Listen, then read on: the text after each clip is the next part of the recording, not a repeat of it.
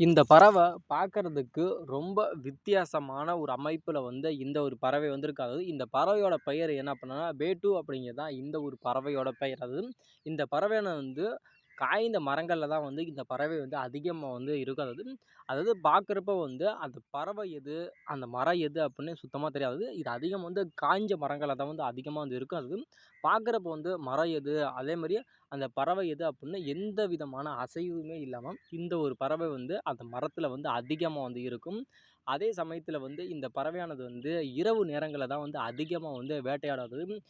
புழு பூச்சிகள அதிகமா வேட்டையாடி இது சாப்பிடும். அதுவும் பகல் நேரங்கள்ல எந்த விதமான வேட்டையிலுமே இல்லாம, அதாவது அமைதியான ஒரு சூழ்நிலை இருக்கு. அந்த ஒரு இடத்துல தான் இந்த பறவை அடைஞ்சு, அதோட அந்த இரவுல வேட்டையாடிட்டு பகல்ல ஓய்வெடுக்கும். அதே சமயத்துல அது இருக்கிறப்ப ஏதாவது ஒரு சத்தங்கள் வந்துருச்சு அப்படின்னா, அது பக்கத்துல ஏதாவது பூச்சிகள் வந்துச்சாலும், உடனே வேட்டையாடி அந்த பூச்சிகள